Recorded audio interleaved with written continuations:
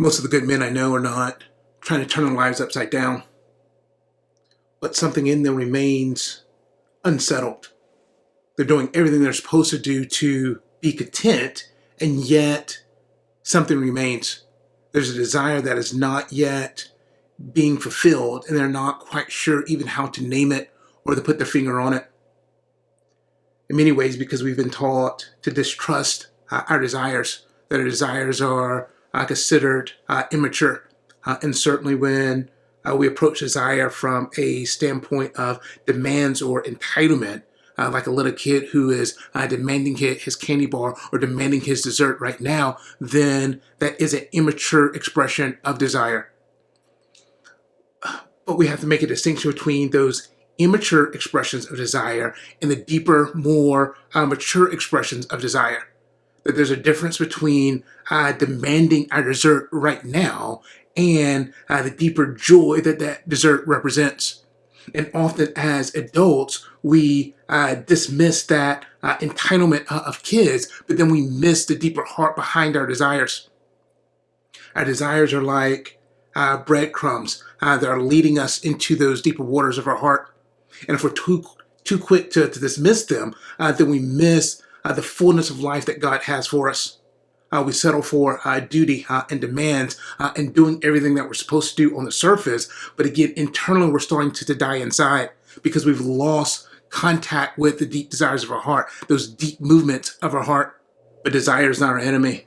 We must learn to pay attention to these breadcrumbs, to listen to the signal that our desire is telling us, or else we start to get restless inside.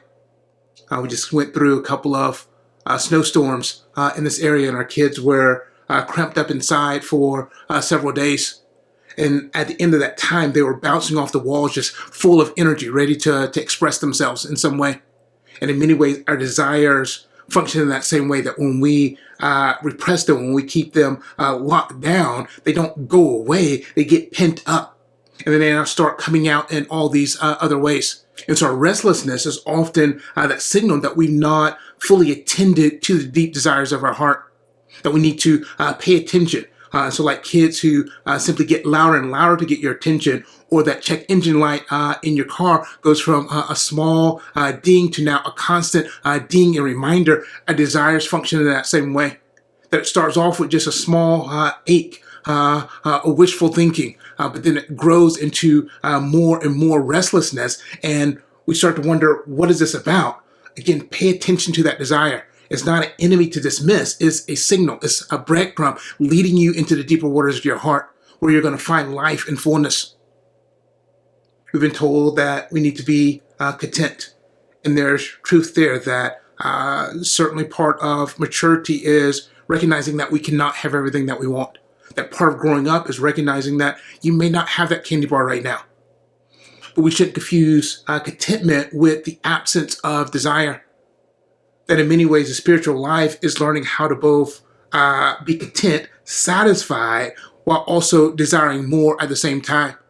And so on the one hand, yes, we are content and satisfied with everything that we have, that we've been given everything for life and godliness today, that we have the fullness of life today.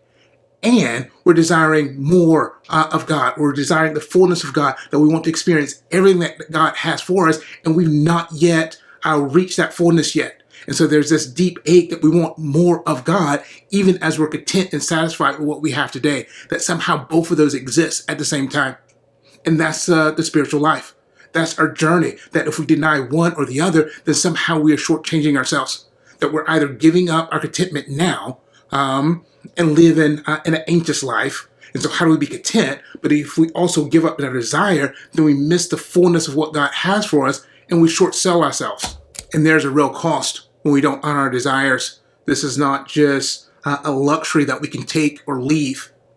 Much of my work as a therapist has been working with men who have disowned their desires, and it caused a lot of heartache and pain and destruction throughout their life and relationships. And so we spend a lot of our time trying to repair that work. And if you're with a good therapist will not only help you to heal and pick up those broken pieces from the pain and destruction that you've caused, but to do so in a way that still honors your heart. that we're not on a good path if healing now requires me to kill my desires. If healing now requires me to deaden my heart, in many ways, I'm setting myself up for a fall again. Because part of how we got there is not honoring our desires. And so those desires didn't go away, like my kids bouncing off the wall. That desire comes out sideways. It comes out in destructive ways when we don't give it its appropriate outlet. And so the key is not to kill our desires, to numb our desires, to cramp it down, but to give it a meaningful outlet, give it a holy outlet of expression. But that requires us first to honor that desire. What is this God-given desire, and how do I now honor it in a God-given holy way?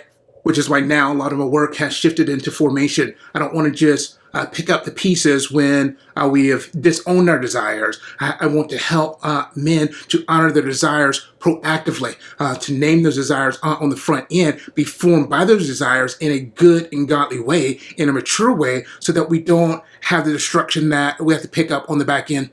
While it's tempting simply to dismiss our desires as unrealistic or immature, that's just not possible for my desire to come to fruition. Our task is not immediately to do anything with our desire other than to name it and honor it. And so when you notice those deep desires in your heart, when you notice that restlessness, it's not, what do I need to do with this desire in some concrete form of expression?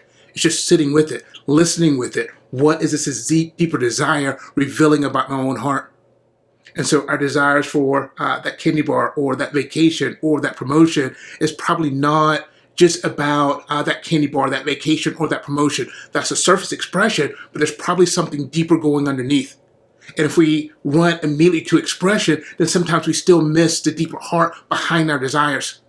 And so our first step is not necessarily to run to express our desires in some way. Our first step is simply to sit with our desires, to listen to our desires. What is our desires telling us? And so when you start to feel a little stir crazy in your desires, that you feel like you need to do something with them, practice simply pausing and being still, and not immediately rushing to express your desires in some way. You don't have to judge them. You don't have to dismiss them. Just let them be. Let the desire be and start to listen. God, what are you up to in these desires? What are you showing me in these desires? And not even there demanding an immediate answer, but just practicing the posture of being open and listening. Here am I, Lord. Your servant is listening.